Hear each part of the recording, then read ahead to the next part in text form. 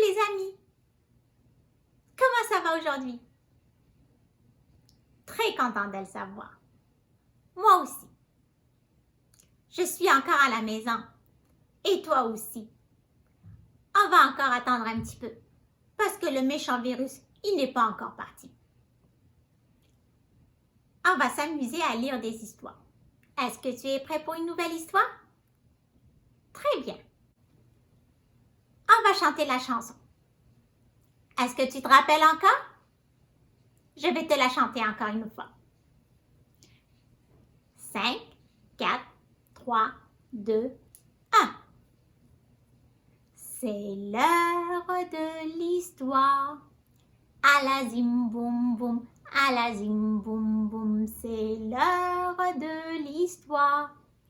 Il faut bien écouter. Zip, zap, zou. Le titre de l'histoire est De la petite taupe qui voulait savoir qui lui avait fait sur la tête. Elle est écrite par Werner Holzwarth et Wolf Earl Bruch. Comme tu le sais, je ne sais pas si j'ai bien prononcé le nom. De la taupe qui voulait savoir qui lui avait fait sur la tête. Comme tous les soirs, la petite taupe sortit de la terre son museau pointu, histoire de voir si le soleil avait disparu. Et voici ce qui arriva. C'était rond et marron, aussi long qu'une saucisse, et le plus horrible fut que ça lui tomba exactement sur la tête. Splouch!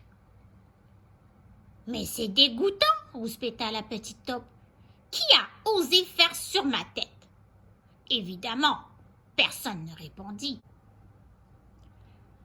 Dis donc le pigeon, glapit-elle, est-ce toi qui m'as fait sur la tête? Mais non, voyons, moi je fais comme ça.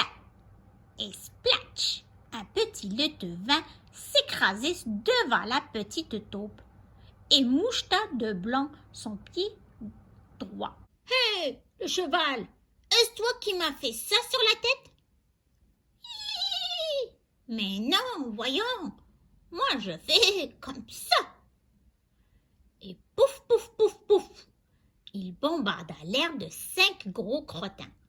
La petite taupe fut très impressionnée. « Oh là, le lièvre, est-ce toi qui m'as fait sur la tête? » ?»« Mais non, voyons, moi je fais comme ça. » Et ratatatatatatat, 50 haricots tout ronds pétaradèrent aux oreilles de la petite taupe. « Sois franche, la chèvre, est-ce toi qui m'as fait sur la tête? »« Mais non, voyons, moi je fais comme ça. » Et clac, dit clac, une série de berlingots couleur chocolat dégringole sur la prairie. La petite taupe leur trouva un air fort gracieux. Répond la vache.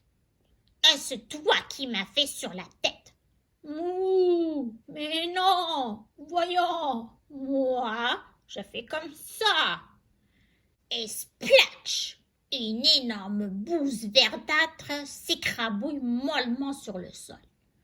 Saperlipopette, pensa la petite taupe. C'est une chance que cette chose-là ne me soit pas tombée sur la tête. Avoue, cochon, est-ce toi qui m'as fait sur la tête? Mais non, voyons, moi, je fais comme ça. Et ouf! Il envoya un paquet brun et mou derrière lui. Berk! La petite taupe dut se boucher le nez. Hep, vous, est-ce... commença la petite taupe, mais il n'y avait là que de grosses mouches noires qui faisaient bombane, le genre de personne imbattable sur le sujet. Qui a bien pu me faire sur la tête, oh mesdemoiselles? Demanda-t-elle. Les 2 mouches n'hésitèrent pas longtemps.